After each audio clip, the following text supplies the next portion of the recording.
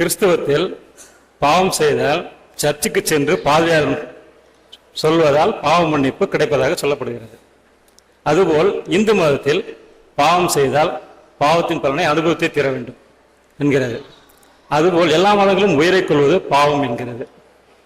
ஆனால் இஸ்லாத்தில் ஆடு கோழி உயிர் எடுக்கும்போது இரண்டு பிஸ்மில்லா சொல்லி அறுக்கிறார்கள்.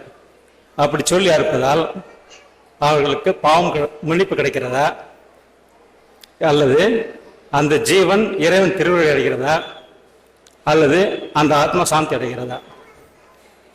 ஐயா அவர்கள் கேட்கிற கேள்வி, கிறிஸ்தவ மதத்தில் பாவம் செய்தால் சர்ச்சுக்கு சென்று பாதிரியாரிடத்திலே பாவ மன்னிப்பு கோருவதன் மூலமாக பாவ மன்னிப்பு கிடைக்கிறது. இந்து மதத்திலே சொல்லியிருக்கிறது அடுத்த பிறவியிலே அதனுடைய பலனை அனுபவிக்க வேண்டும் என்று சொல்லியிருக்கிறது. இஸ்லாத்துல சொல்லியிருக்கு ஆடு கோழி அறுத்தா அந்த பாவம் எல்லாம் போகுன்னு சொல்லியிருக்கு. இது சரியா? பிஸ்மில்லா சொல்லி பிஸ்மில்லா சொல்லி அறுத்தா அந்த பாவங்கள் எல்லாம் போயிடும் சொல்லியிருக்கு என்று அடுத்தபடியாக கேட்பது, அந்த ஆத்மா சாந்தி அடைகிறதா, திருவடி அடைகிறதா? சரி, இப்போ பாவ மன்னிப்பு பத்தி ஒரு கேள்வி எழுப்பியிருக்கிறார். இதுல பாவ மன்னிப்பு பற்றி இஸ்லாம் என்ன சொல்லுகிறது என்பதை கொஞ்சம் சுருக்கமாக நான் சொல்லிவிட விரும்புகிறேன். ஏனென்றால் பல முறை இந்த கேள்விக்கு நான் இந்த நிகழ்ச்சியிலே பதிலளித்திருக்கிறேன். ஆகவே மீண்டும் ஆழமாக உள்ளே சொல்ல விரும்பவில்லை. இஸ்லாத்தை பொறுத்தவரையிலே பாவம் என்பது ரெண்டு வகைப்படும். இறைவனுக்கு எதிராக செய்யப்படுகிற பாவங்கள், மனிதர்களுக்கு எதிராக செய்யப்படுகின்ற பாவங்கள். ரெண்டு வகையான பாவங்கள். இறைவனுக்கு எதிராக என்ன, தொழல, நோம்பு பிடிக்கல, ஹஜ்ஜுக்கு போகல, இது மாதிரியான பாவங்கள். இந்த பாவங்களை குறித்து இறைவனிடத்திலே மன்னிப்பு கோர வேண்டும். மனிதர்களுக்கு எதிராக பாவம் செய்தால் பாதிக்கப்பட்ட மனிதன் மன்னிக்காத வரையில் இறைவன் மன்னிப்பதில்லை. யார்கிட்ட பாவம் செஞ்சீங்களோ, யார்கிட்ட கடன் வாங்கி திருப்பி கொடுக்கலையோ அவன் மன்னிக்கணும். யார லஞ்சம் வாங்கி மோசடி பண்ணீங்களோ அவன் மன்னிக்கணும். யார்கிட்ட வரதட்சணை வாங்கி குடும்பம் பண்ணீங்களோ அந்த மாமனார் மன்னிக்கணும். அது மன்னிக்காத வரைக்கும் அந்த பாவம் மன்னிக்கப்பட மாட்டார். நீங்க கடவுள் அழுது தொழுதாலும் சரி, என்ன செய்தாலும் சரி, பேச்சுக்கு இடமில்லை. மனிதன் மன்னித்தால் ஒழிய இறைவன் மன்னிப்பதில்லை. இது இஸ்லாத்தினுடைய தெளிவான ஒரு கோட்பாடு. சில பாவங்கள் மன்னிக்கப்பட்டு விட்டால் பிரச்சனை இல்லை. இறைவன் அந்த பாவங்களை மன்னிக்கவில்லை என்று சொன்னால் இறைவன் சொல்லுகிறான், நான் நாடியவர்களை மன்னிப்பேன். இறைவன் சொல்லுகிறான்.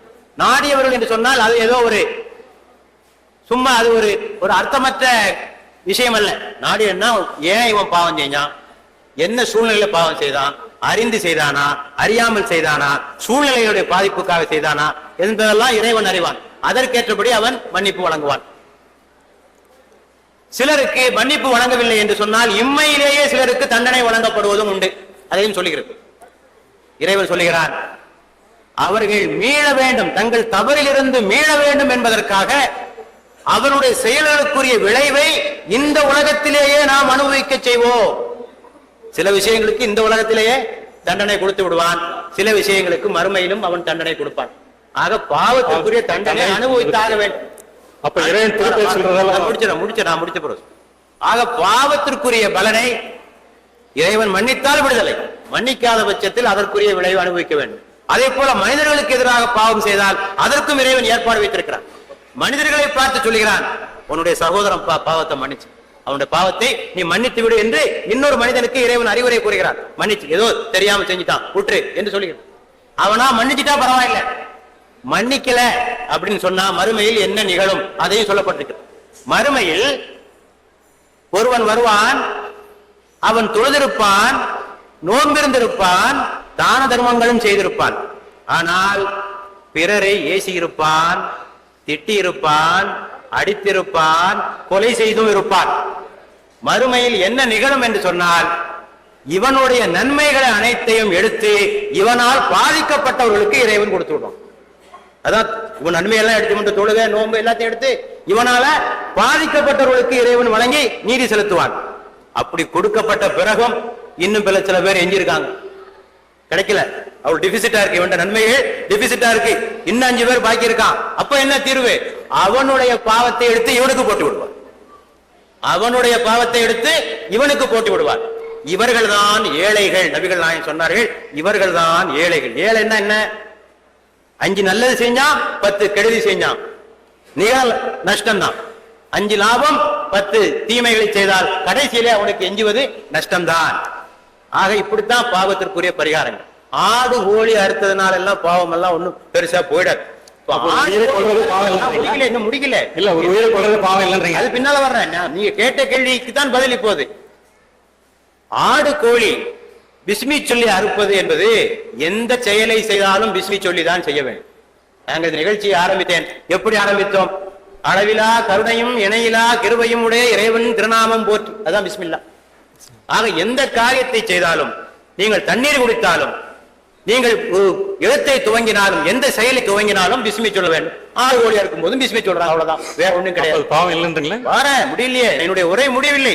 ஏன்னா அதான் சொல்லியிருக்காரு, வாடி பயிரை கண்ட போதெல்லாம் வாடினது. அந்த பயிரை வாடும் போதே அவருக்கு ரொம்ப மனசு வருது. அந்த கேள்வி போகும்போது சொல்ல அது கேள்வி. நீங்கள் கேட்ட கேள்வி நீங்க மாறி சொல்லக்கூடாது. அதாவது கேட்ட கேள்வி, இதன் மூலமாக பாவங்கள் மன்னிக்கப்படுமா என்பதுதான் உங்களுடைய கேள்வி. ஏன் உயிர்வதை செய்யும் தனி கேள்வி போடுங்கள். அது தனி கேள்வி போடுங்கள், நான் பதில் சொல்வதற்கு இருக்கிறேன். நான் இங்கே அதை சொல்லிக்கொள்ள விரும்புகிறேன். அது பற்றி பல முறை நான் தொலைக்காட்சியில் சொல்லிவிட்டேன். ஏனென்றால் இந்த ஊருக்காக நிகழ்ச்சி நடைபெறுவதல்ல, இந்த ஊருக்காக அடிக்கடி தொலைக்காட்சியிலே வந்து கொண்டிருக்கிறது. சொல்ல கேள்விகளுக்கே திருப்பி திருப்பி பதில் சொல்லிக் கொண்டிருந்தால் தொலைக்காட்சியிலே தொடராக பார்க்கிற நேயர்களுக்கு சோர்வு ஏற்படும். என்றாலும் நான் அதனை தவிர்க்க விரும்பவில்லை.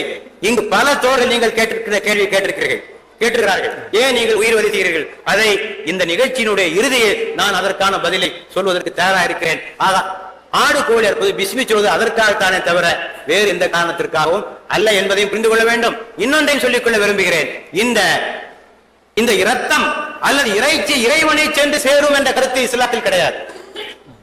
நபிகள் நாயகம் வருவதற்கு முன்னாலே மக்கள் என்ன செய்வார்கள்? ஆடு கோழி எல்லாம் அறுத்து அதனுடைய இரத்தத்தையும் இறைச்சியையும் அந்த காபா என்ற புனித ஆலயத்திலே தடவுவார்கள்.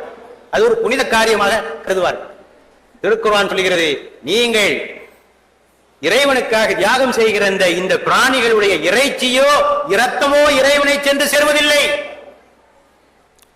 உங்களுடைய இறையச்சம் தான் இறைவனை சென்று சேரும். ஆக இது ஒரு தியாகம். இஸ்லாத்தை பொறுத்தவரையில் இவற்றை அறுப்பது இறைவன், மனிதன் தன்னுடைய பொருளை இறைவனுக்காக தியாகம் செய்கிறான். பொருள் தியாகம் இல்ல, உயிரில தியாகம். அதுவும் பொருளோடு சேர்ந்து, அது பொருளோடு சேர்ந்து பொருளிலே அதுவும் அடங்கும் என்ற காரணத்தினால் அந்த தியாகமே தவிர, ஆக உயிர் தியாகம் செய்துதான் இறைவனுக்கு என்னுடைய திருப்தியை பெற வேண்டும் என்ற கருத்து அல்ல. எல்லா வகையிலும் அந்த தியாகத்தை பெறுவதற்கான வாய்ப்பு இருக்கிறது என்பதை இப்போதைக்கு சொல்லிக்கொண்டு உரையினுடைய இறுதியிலே மற்ற விஷயங்களை சொல்லுகிறேன்.